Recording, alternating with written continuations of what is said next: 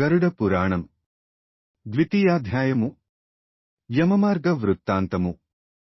శ్రీహరి దుఃఖదాయకమైన యమమార్గము ఎలా ఉంటుంది? ఆ మార్గములో పాపులు ఎలా వెడతారు? ఈ సందేహాలను నివృత్తి చెయ్యి అని గరుడు అడుగగా శ్రీహరి చెప్పుచున్నాడు. వింటే నా ఓయి శిష్యా, శ్రద్ధగా విను ఈ యమమార్గ వృత్తాంతం. భక్తుడవైన నీవు కూడా భయంతో వణికిపోతావు. నడిచి నడిచి ఈ మార్గంలో పోయే పాపులు అలసట తీర్చుకుందుకు కనీసం చెట్ల నీడ కూడా ఉండదు. ఆకలితో అలమటించిపోతున్నా కనీసం ప్రాణాలను నిలుపుకోవటానికైనా కొంచెమైనా అన్నోదకాలు దొరకవు. ఈ మార్గంలో దాహం వలన గొంతు ఎండిపోతున్న ఆలిచిప్పడు నీరైనా దొరకదు. ద్వాదశాదిత్యులు ఈ ఎడారి మార్గంలో ప్రళయకాలం సంభవించినప్పుడు ఎలా వారి యొక్క గ్రీష్మ తాపాన్ని రుచి చూపిస్తారో అలా వారు ఈ మార్గంలో గ్రీష్మతాపాన్ని కలిగిస్తారు. అలాంటి ఈ మార్గంలో పాపాత్ములు నడిచివెడతారు. ఆ మార్గంలో చలిగాలి వణికిస్తుంది. కొన్ని చోట్ల ముళ్ల చెట్లు, వాటి ముళ్ళు కాళ్లల్లో దిగుతూ ఉంటాయి. కొన్ని చోట్ల ఘోరమైన విషపూరితమైన పాములు కరుస్తూ ఉంటాయి. సింహాలు, పెద్దపులులు, కుక్కలు మొదలైన క్రూర జంతువులు కరుస్తూ ఉంటాయి, పీక్కు తింటాయి. కొన్ని చోట్ల తేళ్లు కొడతాయి. వాటి బాధను తట్టుకోవడం కష్టం. కొన్ని చోట్ల పెద్ద పెద్ద మంటలు వ్యాపిస్తాయి. ఒకచోట 2000 యోజనాల పొడవు, 2000 యోజనాల వెడల్పు గలిగిన అసుపత్ర వనం ఉంది. ఆ వనం మహాఘోరమైనది. కాకులు, గుడ్లగూబలు, గ్రద్దలు, తేనెటీగలు, దోమలు మొదలైన వాటితో కూడి ఉంటుంది. అందులో దావాగ్ని దహించివేస్తూ ఉంటుంది. ఆవనంలో చెట్ల యొక్క ఆకులు కత్తుల్లా ఉంటాయి. ఆ మార్గంలో పోయే జీవుని పిండ భిన్నించేస్తూ ఉంటాయి. మరికొన్ని చోట్ల కటికి చీకటితో కూడుకున్న లోతైన దిగుడుబావులు. పాపులు ఆ మార్గంలో నడుస్తూ అందులోకి పడిపోతూ ఉంటారు. మరికొన్ని చోట్ల ఎత్తైన పర్వత శిఖరాల నుండి పడిపోతూ ఉంటారు. మరికొంత దూరం నడిచాక ఆ మార్గంలో పదునైన కత్తులు, మొనలు దేలిన మేకులు పరిచి ఉంటాయి. వాటి మీద నుంచి నడిచి వెళ్ళాలి. ఒక్కొక్క చోట చీకటిలో నడుస్తూ నీళ్లుల్లో పడిపోతూ ఉంటారు. మరికొన్ని చోట్ల జలగలతో నిండి ఉన్న బురదగుంటల్లో పడిపోతూ ఉంటారు. సలసల కాగుతున్న బురదలో పడిపోతూ ఉంటారు. ఇలా ఆ మార్గంలో ప్రయాణం చేసేటప్పుడు ఇంకా ఎన్నో బాధలు కలుగుతూ ఉంటాయి. మండుతున్న రాగివలె ఉన్న ఎర్రని ఇసుకలోనూ, నిప్పులతో నిండి ఉన్న మార్గంలోనూ, దట్టంగా పొగలు ఆవరించి ఉన్న దారిలోనూ పాపులు నడుస్తారు. ఆ మార్గంలో అప్పుడప్పుడు నిప్పుల వర్షం, రాళ్ల వర్షం, పెద్ద పెద్ద శబ్దాలతో పిడుగులు, రక్తపు వర్షం, వేడివేడి నీళ్ల వర్షం, బూడిద, బురద మహాదారుణంగా మీద పడుతూ ఉంటాయి. ఒక్కొక్క చోట మిక్కిలిలోతు గల గోతులలో పడిపోవుచుందురు. గుట్టలెక్కి నడవాలి, గుహలలోంచి నడవాలి, అంతటా అలుముకున్న గాఢాంధకారము. దుఃఖాన్ని కలిగించే మొనలు దేలిన రాళ్లు, చీము, రక్తము, మలమూత్రాలు మొదలగు అసహ్యమైన వాటితో నిండి ఉన్న మడుగులలో నడుస్తూ పడిపోతూ ఉంటారు. వినినంత మాత్రం చేతనే గజగజలాడించే అతి భయంకరమైన ఇటువంటి యమమార్గంలో భీకరమైనటువంటి వైతరణి నది ప్రవహిస్తూ ఉంటుంది. 100 ఆమడలు దాని వెడల్పు. ఆ నదిలో చీము, రక్తము ఎడతెరపి లేకుండా ప్రవహిస్తూంటాయి. ఆ నది తీరములో ఎముకల గుట్టలు పడి ఉంటాయి. మాంసము, రక్తములే అక్కడ బురద, వెండ్రుకలే నాచు. ఆ నదిలో పెద్ద పెద్ద మొసళ్ళు, క్రూరపక్షులతో నిండి ఉంటుంది. పాపాత్ముడైన జీవుడు ఆ నదిని చూచిన వెంటనే కుండలో నెయ్యి కాగుతున్నట్టు సెగలతో, పొగలతో కాగుచూ మరింత భయంకరంగా మారును. ఇంకను ఆ నది సూదుల వంటి ముక్కులుగల పురుగులతోటి, వజ్రసమానమైన తుండములు గల పెద్ద పెద్ద గ్రద్దలతోటి, బొంతకాకులతోటి, మాంసాన్నే ఆహారంగా తీసుకుని జీవించే నీటికోతులు, మొసళ్ళు, జలగలు, చేపలు, తాబేళ్లు మొదలైన భయంకరమైన జంతువులతో అతి భయంకరంగా ఉండును. పాపాత్ములు ఆ నదిలోపడి ప్రయాణిస్తూ ఉన్నప్పుడు కలిగే బాధలను తట్టుకోలేక నాన్నా, కొడుకా, అన్నయ్యోయ్ అని ఏడుస్తూ ఉంటారు. మరల ఆకలి దాహం తీరక అందులో ప్రవహించే రక్తమునే తాగుతూ ఉంటారు. ఆ రక్తం నురగలతో అలా ప్రవహిస్తూనే ఉంటుంది. పెద్ద పెద్ద శబ్దం చేస్తూ నురగలతో భయంకరంగా ప్రవహిస్తూ ఉంటుంది. దానిని చూచి పాపాత్ములు స్పృహ కోల్పోవుదురు. తేళ్లు నల్లత్రాచుపాములతో ఆ నది నిండి ఉండును. ఆ పాపాత్ములను రక్షించువారెవ్వరూ ఉండరు. సుడిగుండాలలో చిక్కి ఒక్కొక్కసారి పాతాళానికి పోతారు. మరల వెంటనే పైకి తేలతారు. ఆ నది పాపాత్ములు బాధలు అనుభవించడానికే నిర్మించబడినది. ఇంతకన్నా భయంకరమైనది, కష్టమైనది వేరొకటి ఉండదు. ఏడుస్తూ అనేక బాధలు పడుతూ ఆ పాపులు ఆ యమమార్గములో ప్రయాణిస్తారు. కొంతమంది పాపులను త్రాళ్లచే బంధించి యమదూతలు లాక్కుపోతారు. కొందరిని పిర్రల మీద శూలములతో గ్రుచ్చి తీసుకువెడతారు. మరికొందరిని ముక్కుతాళ్లు కట్టి లాక్కుపోతారు. చెవులకు తాళ్లు కట్టి కొందరిని, కాలపాసములతో కొందరిని తీసుకుపోతారు. కొంతమంది పాపులను కాకులు లాక్కుని పోవుచుండును. ఇంకొందరిని మెడ, చేతులు, పాదములు, వీపు భాగమున బరువైన ఇనుప బేడీలను వేసి నెత్తిమీద మోయలేనంత బరువైన ఇనుప కడ్డీలను పెట్టి మోయమని యమభటులు బలవంతంగా తీసుకుపోవుదురు. భయంకరమైన ఆ యమదూతలు ముగ్గరములు మొదలైన ఆయుధాలతో కొట్టుచున్నప్పుడు పాపాత్ములు ఆ బాధలు తట్టుకోలేక అనుభవిస్తూ నోటిలోంచి రక్తమును కక్కుతూ దాన్నే తాగుచూ పోతూ ఉంటారు. ఇలా పాపాత్ములు వారు చేసిన పాపకర్మలకు తగిన ఫలితాలను అనుభవిస్తూ ఆయాసపడుతూ యముని దగ్గరకు పోవుదురు. పాపులు ఆ మార్గంలో ప్రయాణిస్తున్నప్పుడు కొడుకులను, మనుమలను అందరినీ తలుచుకుంటూ దుఃఖిస్తూ ఉంటారు. అయ్యో! మనిషి జన్మ ఎంతో మహాపుణ్యం చేస్తేనేగాని లభించదు. అటువంటి మనిషి జన్మెత్తి కూడా మరలా ఈ జన్మనెత్తడం కోసం ఎటువంటి ధర్మాన్ని పాటించలేదు. ఎంత వెర్రివాడిని! తపస్సు, దేవపూజలు, దాన ధర్మాలు ఏమీ కూడా చెయ్యలేదు. యజ్ఞయాగాది క్రతువులను కలలోనైనా ఊహించలేదు. కాశీ మొదలైన పుణ్యక్షేత్రాలను కూడా దర్శించలేదు. బ్రాహ్మ నులను, గంగానది పుణ్యనదులనైనా సేవింపలేదు. మోక్ష ప్రాప్తిని పొందటానికి ముఖ్యమైనటువంటి సజ్జన సేవ కూడా చెయ్యలేదు. పరులకు ఉపకారం చేయాలనే కోరిక కలలోనైనా కలుగులేదు. నేను చేసిన పాపాలు ఎవరు అనుభవిస్తారు? మనుషులు, పశువులు, పక్షులు మొదలైన ప్రాణుల కోసం నీళ్లు దొరకని చోట నూతులు, చెరువులు ఏమీ త్రవ్వించలేదు. గోబ్రాహ్మణుల విషయంలో అణువంతైనా పుణ్యం చేయలేదు. కలిగినంత అయినా ప్రతిరోజు అన్నదానం చేయలేదు. ఒక్కరోజైనా కడుపు నిండా ఆవులకు గడ్డిని కూడా వేయలేదు. వేదశాస్త్రములను అనుసరించక నాస్తికుడనే స్వేచ్ఛగా తిరిగాను. పురాణములను వినలేదు. కనీసం పౌరాణికులనైనా పూజించలేదు. నేను చేసిన పాపాలను ఎవరు అనుభవిస్తారు? కంటికి రెప్పలా నన్ను కాపాడుకునే భర్త మాటను ఒక్కసారైనా వినలేదు. కలలోనైనా భర్తను పూజించాలన్న నీతిని తలవనే లేదు. అటువంటి నాకు పాతివ్రత్యము ఎలా సంభవిస్తుంది? పూజించవలసిన అత్తమామలు మొదలైన వారిని పూజించనే లేదు. నాకు స్వర్గము ఎట్లు ప్రాప్తిస్తుంది? నేను చేసిన పాపాలు ఎవరు అనుభవిస్తారు? ధర్మబుద్ధితో భర్తను ఏనాడూ సేవించలేదు. భర్త మరణించినప్పుడు సహగమనమునైనా చేయలేదు.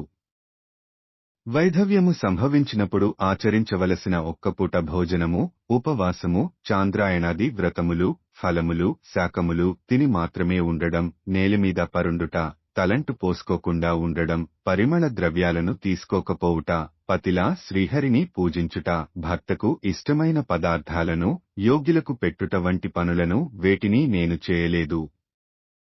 పూర్వజన్మల్లో అనేక పాపకర్మల ఫలంగా వచ్చిన వైధవ్యము, పరాధీనత మొదలైన అనేక దుఃఖములకు కారణమైనట్టి స్త్రీ జన్మను ఎత్తి మాసములలో చేయవలసిన ఉపవాసములు చేసి మరల ఇటువంటి దుఃఖములు రాకుండా చేసుకోలేకపోయాను. నేను చేసిన పాపాలను ఎవరు అనుభవిస్తారు? అని ఇలా అనేక విధాలుగా ఏడుస్తూ తాను చేసిన పాపాలను తలుచుకుంటూ మరల నాకు మనిషి జన్మ ఎట్లు లభిస్తుందని ఏడుస్తూ ఆ మార్గంలో పయనించెదరు. ఇలా బయలుదేరిన జీవుడు వాయువేగములో 18వ రోజున సౌమ్యపురమునకు చేరుకుంటాడు. అక్కడ ప్రేత గణము నివాసముండును. పుష్పభద్ర అనే నది ప్రవహిస్తూ ఉంటుంది. విశ్రాంతి తీసుకొనుటకు అక్కడ ఒక పెద్ద మర్రి చెట్టు ఉంటుంది. జీవులు అక్కడ విశ్రాంతి తీసుకుంటారు. ఆ సమయంలో భార్య, పిల్లలు, బంధువులు, ధనం, సుఖాలు అన్నీ గుర్తుకు వస్తాయి. జీవులు ఎంతగానో దుఃఖిస్తారు. ఆ జీవులను చూచి యమకింకరులు, ఓ జీవులారా! భార్య, పిల్లలను, బంధువులను, మిత్రులను, ధన సౌఖ్యాలను తలుచుకోవడం అనవసరం, మీరు చేసిన కర్మకు ఫలితాన్ని అనుభవించి తీరాలి అని చెబుతారు యమకింకరులు. మరల ఇలా పలుకుతారు: మూఢులైనటువంటి ఓ పరలోక బాటసారులారా! ప్రయాణించేవారికి దారి ఖర్చులు ఉండాలని మీకు తెలియదా? తెలిసియుండి కూడా ఎందుకు ప్రయత్నించలేదు? వాణిజ్య వ్యాపారాలు లేని మార్గంలో ప్రయాణం సాగించాలని మీకు తెలియదా? ఓ మూఢులారా! పరలోక మార్గమున పయనించేటప్పుడు దారిలో ఏమీ దొరకవని చిన్నపిల్లలకు కూడా తెలుసు, మీకేలా తెలియదు? పౌరాణికులు చెబుతున్నప్పుడు పురాణములను ఎప్పుడూ వినలేదా? యమకింకరులు ఈ విధంగా కఠినంగా మాట్లాడుతూ కొరడాలతో కొడుతున్నప్పుడు జీవులు పడుతులేస్తూ, పరిగెత్తుతూ, పాశములతో లాగబడుతూ ఉంటారు. అక్కడ కుమారులు శోకిస్తూ స్నేహము చేతగాని, కృపచేతగాని మాసికములందు ఇవ్వబడిన పిండములను తిని తరువాత సౌరిపురమునకు చేరుదురు. యముడి రూపంలో ఉన్న జంగముడనే రాజు సౌరిపురమును పరిపాలిస్తూ ఉంటాడు. ఆ రాజుని చూచి జీవుడు మిక్కిలి భయపడుచు విశ్రమించటానికి స్థలము వెదుక్కుంటూ ఉంటాడు. అక్కడ జీవుడు త్రైపక్షిక శ్రాద్ధము నాడు కొడుకులచే ఇవ్వబడిన అన్నోదకాలు స్వీకరించి బయలుదేరును. ఇలా 2వ మాసము దాటిన తరువాత నగేంద్ర భవనపురము చేరును. అక్కడ ఉన్న భయంకరమైన అసిపత్రారణ్యములను జూచి దుఃఖించును. నిర్దయులైన యమదూతలు జీవుణ్ణి ఆ వనంలో లాక్కుపోతారు. జీవుడు ఆ బాధలను తట్టుకోలేక ఎంతగానో దుఃఖించును.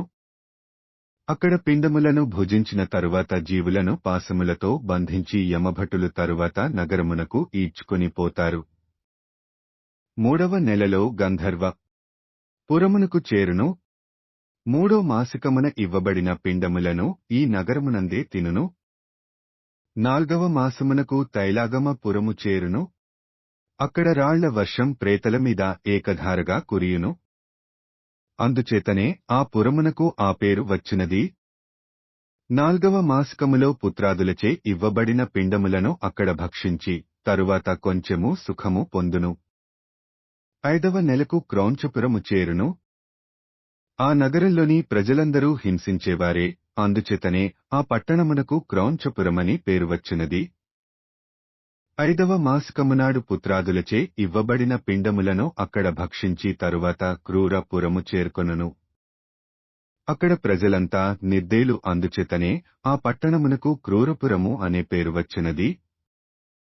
ఊనషాన్మాసికమున అనగా 171 రోజున అక్కడనే ఉండి పుత్రాదుల చేతనొసగబడిన పిండోదకాలను స్వీకరించి ఆనాడు చేయబడిన ఉదకుంభదానము వలన కొంచెము తృప్తి చెంది 2 గడియల కాలము అనగా 48 నిమిషముల కాలము అక్కడ విశ్రమించి యమకింకరుల అరుపులకు భయపడి వణుకుచూ బయలుదేరును. తరువాత జీవుడు విచిత్ర భవనము అను పట్టణమునకు చేరును. ఆ పట్టణమును యముని సోదరుడు విచిత్ర రాజు పరిపాలించుచుండును. స్థూల శరీరుడైన ఆ రాజును చూచి జీవుడు భయపడి పారిపోవును. అటు తరువాత అక్కడ పల్లెవారు కొంతమంది ఎదురు వచ్చి ఇలా పలుకుదురు: ఓ జీవుడా! మేము వైతరణి నదిని దాటించే పల్లెవారము, రేవులో పడవ సిద్ధంగా ఉంది. మునులు, తత్వదార్శనికులు గోదానమును వితరణమని చెప్పుచున్నారు. అందుచేతనే ఈ నది వైతరిణిని పిలవబడుచున్నది. ఇది గోదానము చేయుట వలన దాటబడుచున్నది. నీవు గోదానము చేసి నావ చేసిట్లయితే నీవు పడవ ఎక్కవచ్చు, చేయకుంటే ఎక్కవద్దు. గోదానము చేయని జీడు ఈ మాటలు విని ఓ దైవమా అని ఏడ్చును. గోదానము చేయని జీవుణ్ణి చూచి వైతరణి నది సలసలా కాగుచుండును. దానిని చూచి జీవుడు భయంతో వణికిపోవును. గోదానము చేయని జీవుడు ఆ నదిలో దిగిపోయి పయనించాలి. ఆ పాపాత్ముని నోట ముల్లు గ్రుచ్చి గాలముతో చేపను పైకిలాగినట్లు యమకింకరులు ఆకాశమార్గంలో పయనిస్తూ వైతరణీ నదిని దాటించెదరు. అప్పుడు జీవుడు 6వ మాసకమున పుత్రాదులు ఇచ్చిన పిండోదకాలను స్వీకరించి ఇంకా మిక్కిలి ఆకలి కలిగి ఏడుస్తూ బయలుదేరును.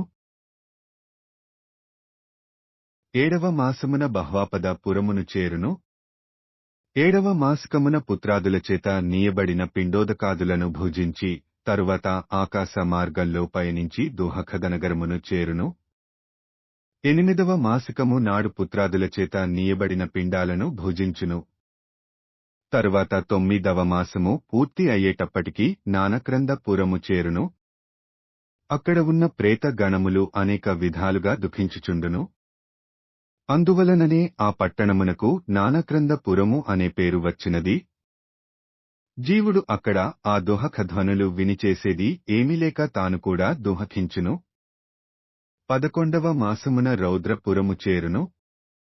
11వ మాసికమున పుత్రాదులచేత నీయబడిన పిండాదులను భక్షించి తరువాత 15 దినములకు అనగా 345వ రోజునకుపయోవర్షణ నగరము చేరును.